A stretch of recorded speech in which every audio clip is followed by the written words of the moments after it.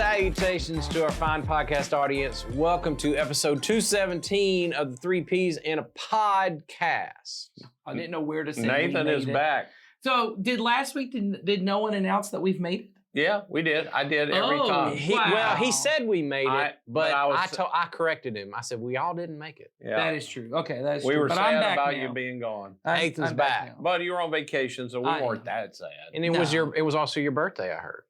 It was, yeah, I'm trying to remember when we Over the filmed. break. Did you have a birthday I this had year? a birthday Okay. over the weekend before my staycation. So Mm. that was a good day. And have you returned to us from your vacation well rested and refreshed and ready to go? Well, I am well rested, but now I'm realizing my wrist is really hurting, and I don't know if Aw. I have somehow agitated it. but What'd you do? I don't know, but this morning when I was at the gym, I realized I do not have full. Is it motility? Is that what you? Mobility. No, I think Isn't it? motility has to do with things floating in water, I think. Is that what it is? That would be flotility. There you go. I'm We're gonna look it up what the word means. I Okay. thought it had to do with range of motion, but maybe that's not. maybe I so. don't know. Maybe so. I'm wrong. Anyway, I've probably been used as I learn regularly. I've been using that word incorrectly for a long time, or other things. I go, many words. that is not what that word actually Yes, means, yes, but I yes. thought that's what it meant. So regardless, I do not have full range of like that right there hurts, and I don't know why. It's almost always better to say several words than one that you think is correct. Really? I don't have full So I range. just butcher them all. I don't have full range of motion is what I was trying to say instead of this word that I didn't know what it meant. There you go. How did we get on this from talking about your vacation? I don't know. Okay. I don't remember how we jumped on it. You missed That's some what's good on my mind. episodes. I have watched parts of. I watched certainly the reel where you guys had liar, some. you did not. you watch You anything. listened to our podcast? Oh, I haven't listened. There's only been one that's been on right since. Maybe. So I listened to a little bit of it. I didn't Okay. listen to all of it. I just wanted to hear what you guys were up to. So Was it good? Motility is the ability of an organism to move independently. So is your wrist an organism? I don't know. Well, I certainly wouldn't want it moving independently. That's right. Using metabolic energy. I don't know if this is the right term. No, it does not sound like it is the correct term. So we screwed that up. Well, that's not right. It's okay. So it's okay. But I do. Nathan's wrist is if hurting. my wrist started moving Well, that independently, can't be all. There's got to be other ways to use that word because there's a whole thing at University of California, San Diego called gastrointestinal motility, and nobody wants their intestines moving not moving independently. independently. Moving on from that topic, it sounds like a personal problem. yeah. We have another question. Okay. And like I said a few weeks ago, we've had quite a few come in, and I think we're stirring up some questions. So that's good. We are causing more questions than we're answering. I bet somebody answers motility for us. No, I bet they do. Please I bet somebody they that don't. knows a lot about it. I hope they don't. Do not send in a question. No, please like don't. No, Please an don't. answer. Send in an answer. that. All right. Are y'all ready for this one? I'm ready. Okay, here we go. Does the Bible have answers for all of today's moral dilemmas? Is that I have a quick answer for that, but then we have a discussion. Go, Jason. My quick answer is no. There you go. And but- see, my answer is yes. Okay. Well, Wow. Let's get into it then. I Ed. have a feeling though we actually are all saying the same thing. We might. This goes back to your original. Why use many words when few words do trick? That's right. Why say yes or no when we could talk for 25 Yes. minutes? I'll tell you, my wife would have an answer to that. Why did you not just say yes or no when I asked you this question? true. She has a reason, which All is right. we have to actually feed the children at some point. So do you want me to give my explanation of why I said no? That's my I suggestion. think you should. Okay. And then he'll so say his. when I read that question, does the Bible have answers to all of today's moral dilemmas? In the sense of, does it spell out for you in black and white, here's how you should solve every single current moral dilemma that we have in such detail that there isn't any ambiguity? Then no. The answer is no. I then- agree with that. Then, because that's the way I read the question. This person should have used more words. Well, I'm using more words. And maybe that's not what you meant, but that's the way, when I read the question, that was my first gut reaction to it was, if you're looking for the Bible to answer a specific moral dilemma, and I know like abortion, I was even. about to say abortion. Sure, because it doesn't even really address that. Now, Are there principles found in Scripture that you can use to solve that moral dilemma? I believe so. I do too. But it does not specifically say on the political issue in the United States of Roe versus Wade, here is how you should come down on that. No, it does not answer that question, doesn't intend to. Right. Yeah, but there are certainly moral implications Yes. to all of these decisions There that we are. make. Okay. So So I guess the reason I answered the way I did was I think it would be unwise for you to use the Bible in such a way that you think you can find those minute answers in the Bible. Because particularly if you want a black and white answer, Yes. you're going to do violence to You what might. is written in the Bible. You just might. There are lots of things. Well, and I think a lot of people wind up taking certain parts of the Bible out of context in order to fit their yes. current modern moral dilemma. And Mhm. that I think is unfortunate. And I wouldn't want you to do that. That's Correct. why I think that's unwise. I agree with you. So now back to your Well, response. you said mine too. I think that there are more than enough principles that any moral dilemma you're in, and I thought they originally said all life's problems. The Bible doesn't give you enough indication to figure out how to get to the moon, but that's not a moral it's dilemma. not a moral dilemma. Yeah, that's Sure. right. So if you said how to answer all of life's questions, no, you're probably going to have some math, Yes. on some of those kind of things. But when it comes to moral dilemmas, yeah, I think there are enough principles to you that any moral dilemma you find yourself in, you can get to an answer that God is acceptable with. And you will be Yeah. on the right side of God. So, for instance, people will say, well, the Bible says you can't lie. But I would be hard pressed to say that the Christians during World War II who Mhm. decided to lie to hide people from the Nazis had violated God's law. I agree. Yeah, Because we do have an example of a person named Rahab Mhm. who hid some spies, That's right. and it was still commanded not to lie, but she hid them and lied. Yes. I wish I would remember what it is. I just recently read Howard Thurman, who was an African American preacher in the early 1900s and was a mentor of Dr. Martin Luther King. And he wrote this book that I read of just these series of, I don't know if you'd call them devotionals or not. They're just really thoughts about spiritual life. And he wrote them down and they're short. And so I read one a day. And I read one the other day and he talks about this exact thing. And I can't remember the way he phrased it because it was so intelligent, so well done. It's not sticking quite in my brain. But basically he talked about, this is my words, not his words, Okay. that you have to understand higher authority when it comes to important decisions. And he uses, for example, this notion of an unthoughtful person or a thoughtless person who thinks what God is interested in is here are the 5 black and white commands that you must always do, would then really struggle with what is the higher law, the higher authority I have to obey when it comes to protecting people who are being unjustly murdered. Yep. Right. So you could even take the Underground Railroad in our country's history. That's right. Where there were often preachers and Christians that were hiding people, right? Yep.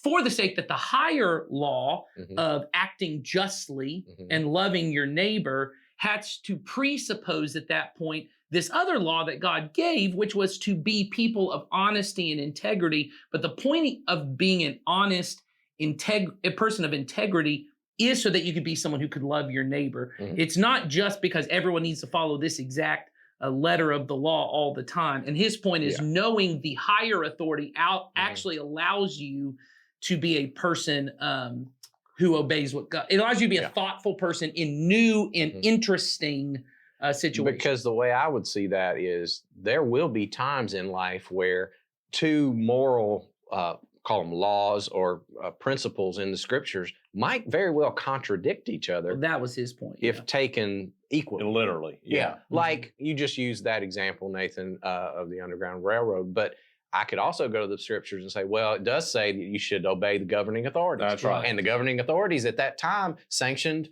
slavery and That's racism. right. So should I have followed that, or do I violate that one in order to, as you said, what I would call the higher law, Right. loving neighbor and doing justice? Or and certainly all those Christians in ancient Rome or in China right now, or a place like that where there may be. I just recently read, I think it's from Voice of the Martyrs. They were talking about that either it has become law or it may soon become law that in Chinese churches, which there are allowed to be Chinese churches, a lot of people don't know there are Chinese churches. There's government sanctioned. Right, but in order to not be imprisoned, you have to put next to your image of Jesus, you have to put an image of the Chinese president. That's right. And you must salute him before you sing to Jesus, and that any preacher that refuses to do that must be imprisoned. Yeah. So then that question is, where's the higher law? There you go. And Christians throughout history have gone to, well, the highest law is that Jesus is king. Yep.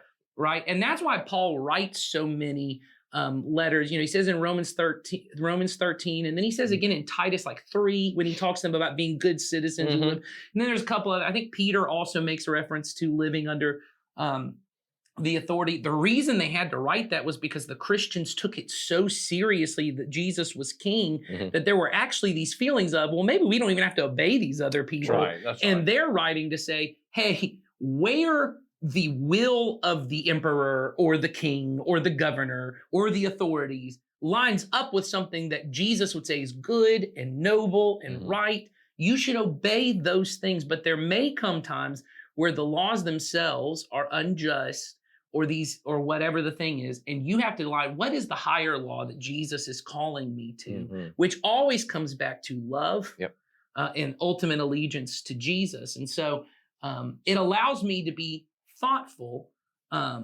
which then keeps us, to me, because there's Christians in our country that say, oh, there are certain laws that Jesus is against, so I don't have to follow those laws because X, Y, Z. And I think about things that have happened recently in our country with Christian nationalism and things along those lines. That also is not being a fully thoughtful person, in my opinion. It is not a person looking to the higher law of love and not the higher law of Christians should be in charge of everything. So the way I would think about it morally is Jesus is our ultimate example. So I want to move my life toward being like Jesus. The highest command that Jesus has is that I love God and love people. There are other commands that are underneath that I should also look to, assuming that all of those help me love God or love people.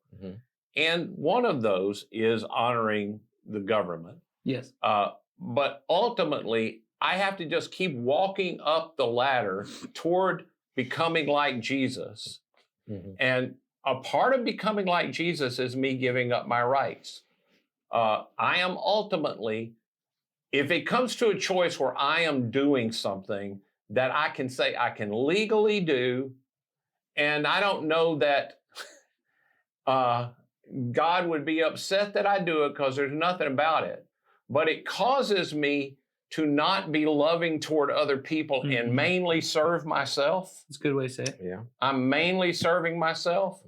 I am not ultimately living the life Jesus calls me to live. Yeah, because I was reading a thing talking about reading things the other day, and it's really had a big impact on me in my thinking of what would happen in a really economically consumer-driven economy, which that's all ours is and has been. We went from being a production economy to, once we started shipping things overseas, we had to become a consumer economy because that's what makes the wheels of our business turn. If every Christian, before they bought anything, prayed and asked God, do you want me to buy this? Not can I buy it? Not is it legal to buy it? Not will I enjoy it if I buy it? Not, but like we've been learning to do in our discipleship on mission stuff of, God, what do you want me to see here? What do you want me to hear? What do you, if every now again, I think a lot of people are like, man, that really bogs down the wheels. Well, some of us, the flow of money away from us toward things that are for us might be a little freer than it ought to be. Correct.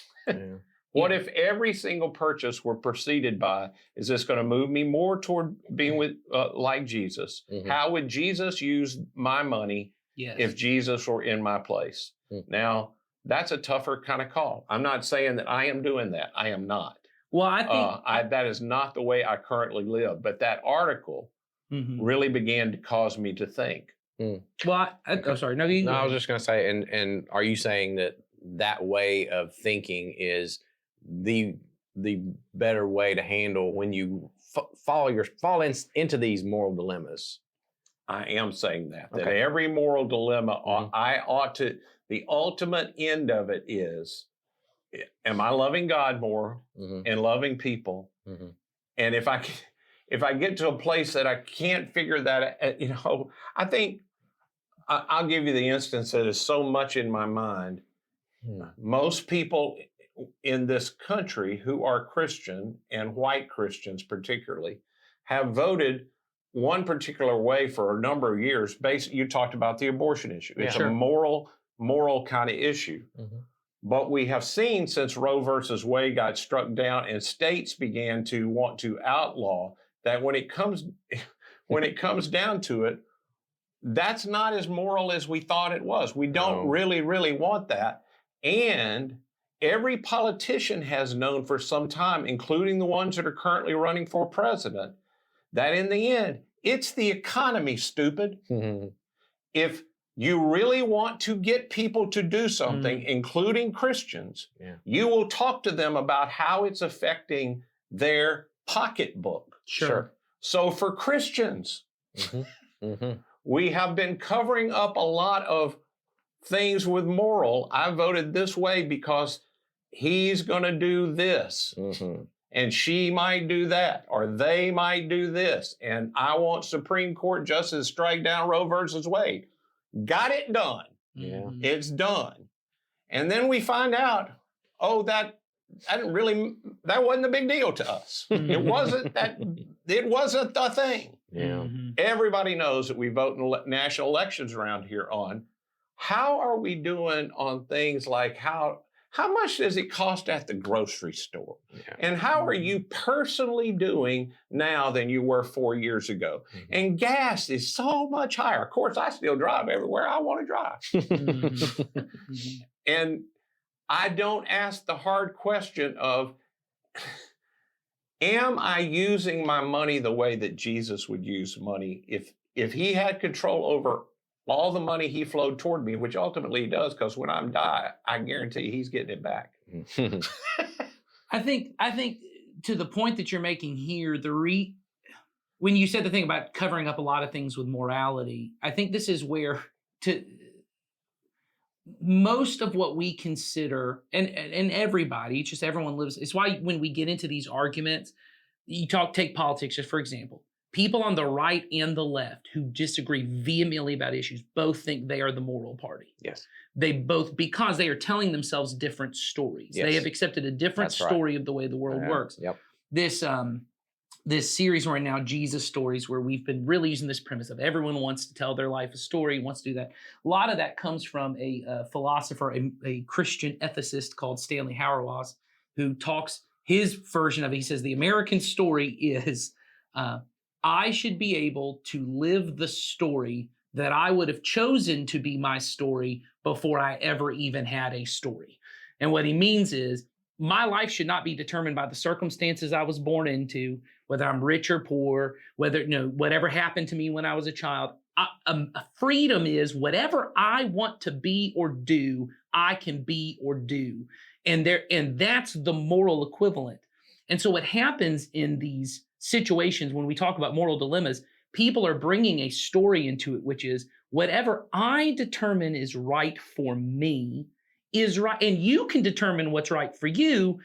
But we all know long term when it comes to decisions that affect these bigger issues, right? Mhm. That affect all of us, that's not a effective operational plan.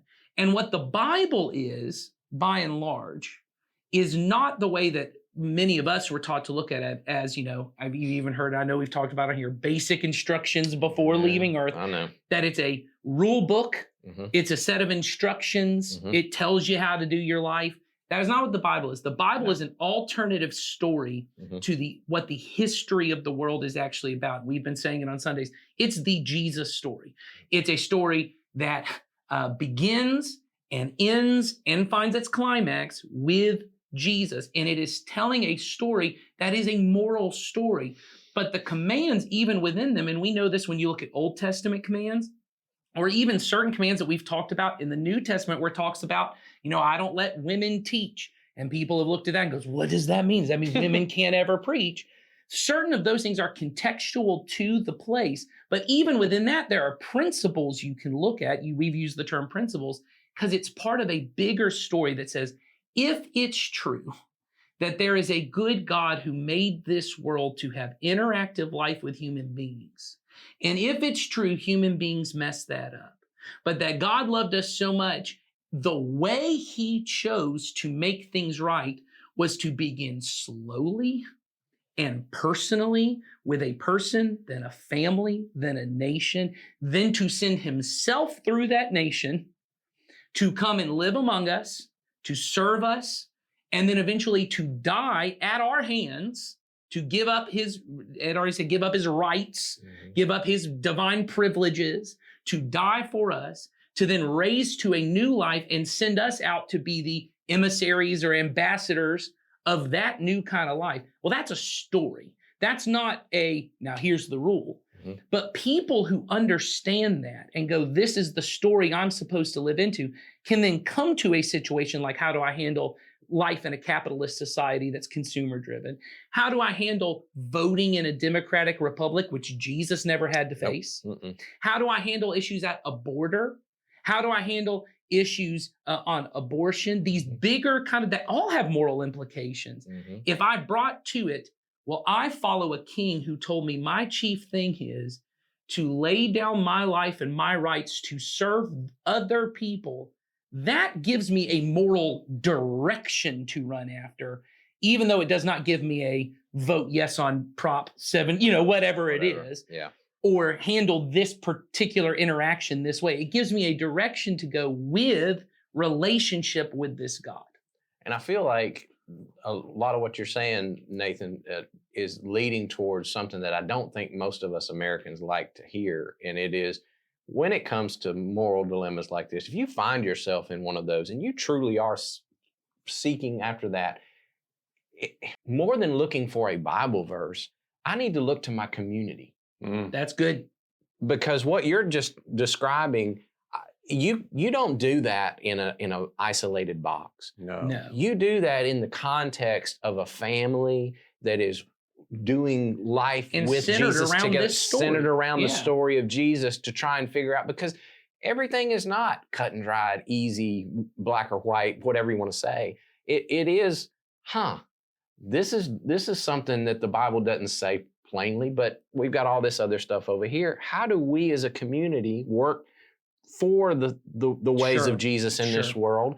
And in some instances, it may be this thing over here, and others, or at a different time and place, it may That's be over right. here. That's For example, there may be a time where I do need to advocate for a particular law in society Sure. to get some things done that ought to be done. But there may be a time when I don't. Yeah. And I go over here to the people that it affects. That's and right. I actually work in their lives to bring about love and peace and justice. So it's not a one-size-fits-all kind of deal. Correct. It's one of the huge benefits of living in our country is we do have options that other Christians haven't had through the ages and still don't have most places.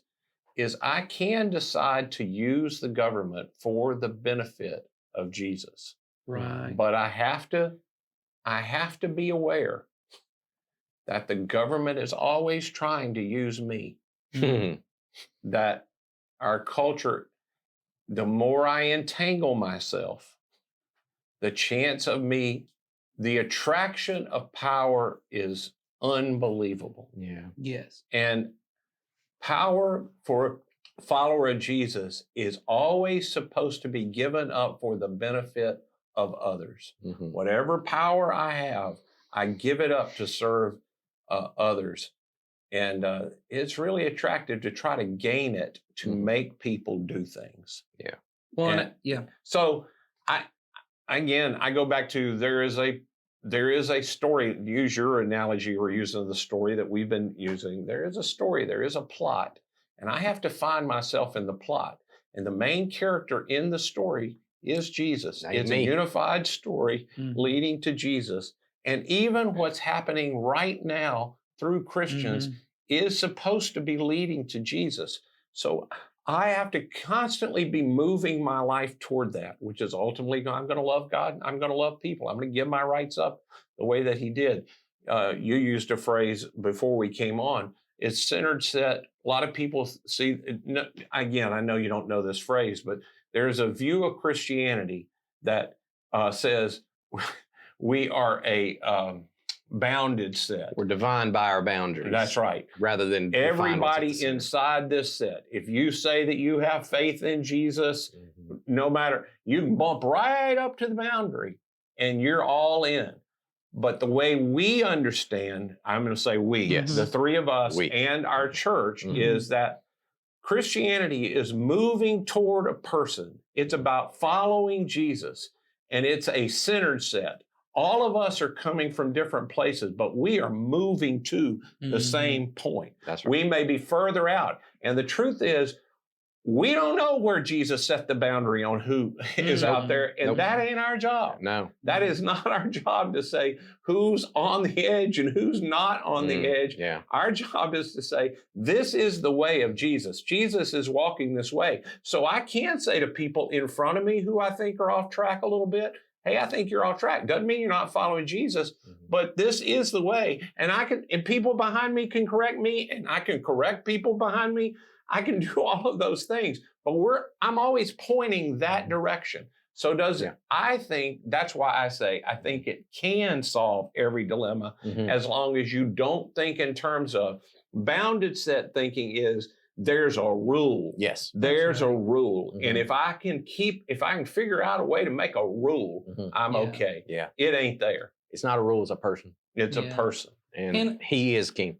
And I think if the goal is interactive life with God, and this goes even to the thing of the rule behind it. We are in these a group in our church called On Mission, where we're trying to live out the mission daily in these groups, and part of that is really learning how I need to surrender my will to God's will. But even in that, there becomes almost a robotic way of that happens, where everyone thinks God's going to divinely implant an idea into Jason's head, and then he can't do anything until someone implants that idea. But what God's interested in is thoughtful relationship with creatures. We say cooperate our lives. And what I often hear people say that is Jesus take the wheel. And what that means is I don't want to operate anything anymore, which is not cooperating. That's just God operating in life. Like I'm a mindless drone. What God is interested in is creating thoughtful people who can interact with him and with others in his character and likeness. That takes formation. That takes time. It takes a community. It takes the story of God. It takes all of these different elements. And it takes me, surrendering my will, because I have to become aware. That's what I like about the example of the article Ed said he read of praying before. All of us have been primarily formed in a world that has told me my number one job is to get enough money that I can consume and not have to worry about it. Consume as much as I can. And even those of us who are believers who have, been raised to tithe and to be generous, it still seeps into us. Because what I then go to is, because this is the way that, because I grew up with the 10-10-80 plan, as we call it. So what I just started teaching myself from a young age is I don't have 100%, I have 90%, and then I have 80%. Well, that's just another version of 100%. I'm just taking, it's like taxes, because no one looks at their paycheck and goes, those taxes that got taken out before I ever even got the paycheck, I'm living off this paycheck, not the money that I got. There's a way in which even looking at that and being thoughtless. Now I go, I've taken care of it. I don't have to be thoughtful about the rest of it.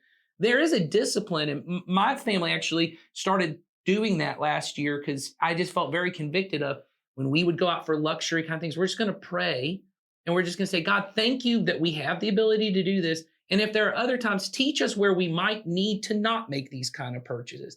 Teach us to see where we might need to be more generous with something. And it does, not in that particular, I never got a God go, leave the restaurant. This is not time for you. What it did was it slowly formed me into the kind of person that before I made purchases, I considered maybe God had other things for this. Well, that's a practice, a discipline that allows me to become the kind of thoughtful person that when a moral dilemma is in front of me, I don't have to sit and contemplate what is the higher law. Yeah.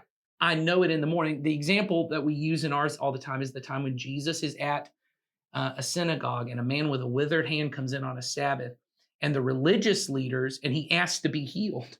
And the religious leaders at the time are in this higher law thing. Yeah, Is the Sabbath the higher law, or is healing someone the higher law? Jesus immediately goes, I know what my Father's like. We would heal this man. The Sabbath ain't the higher law. This is the higher law. Man wasn't made for the Sabbath. Well, and because he knows that, he's able to also point out their hypocrisy of Correct. you care more about your animal than you do for this brother. That's right. That's right. And it's also how he talks to the woman that you taught on a few weeks ago, the Syrophoenician woman who comes Correct. to him, Mhm. and she's a Gentile. He knows he was sent to the Jews. He's already said that kind of thing.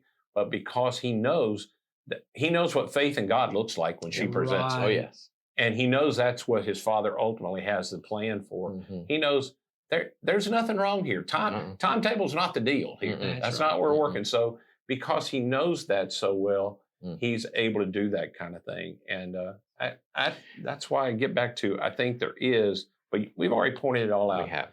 Jesus is a way, but community, I wouldn't have said that in the beginning. I know it, but Yeah, it that's a really good point. is a huge part of it that Yes. Jason wound up bringing up, that we really should discuss this stuff more in community. Yes. I was thinking about the money thing, and I hadn't thought of it in regard to that article, but all three of us know of a guy named John Mark Comer, and he has been living, and he's written books now, which I Mhm. assume have done pretty well. I mean, at least he got money from me, and he has been making decisions in community with a few other people since he was in college. He doesn't spend any money, Yeah. hasn't ever in his life, that is not made in community with these three really Yes. close friends. Their families all agreed to it. That's the way they live. Mm. I'm not sure that's not. I'm not saying that's a rule. I'm not saying No, everybody. no. Because once I'm again, not it's about saying, being That's thoughtful. right. I'm not That's saying. right. But I can see where it came. You look at the Book of Acts, and everybody's Yes. they're submitting everything. They're just they're bringing everything to the apostle. Let's all take care of each other. Mm. Anyway, But that's Yeah, a part, that's right. even all of those things are part of the story. The community is part of the story. That's because right. I become a person who is not fully independent. I become the kind of person who goes, I am in this thing with other people. And so even when I have to make moral decisions, those are not private moral decisions. Mhm. I go to brothers and sisters in Christ and I say, hey, this is what I'm facing. Yep. Or here's what we as a community, I think a lot about when the pandemic hit and when there were all these moral questions of, do you shut down? Do you wear masks? When do you open? When do these kind of things? Those were unprecedented for our times. Yep. Not for all time, but for our times. And what the right decision wasn't this. I'll just say this. The right decision wasn't as important to me as how we went about making the decisions that we Yes. decided were right. That's right. I think people could wind up at different places Yes. and still be within the will of God Mhm. if the way they went about the decision. That's right. When somebody said to me, the government's not going to tell me what to do, that's not the right way to go at That's that right. decision. Yeah. That's right. Yeah. I mean, that may be down there a little bit after you've determined that what the government wanted you to do was wrong, but you don't shorthand it that way. That's right. Yes. That's not a good way for a child of the king to make decisions. And that seems like a great place to end because you just hit such a controversial. So, all right.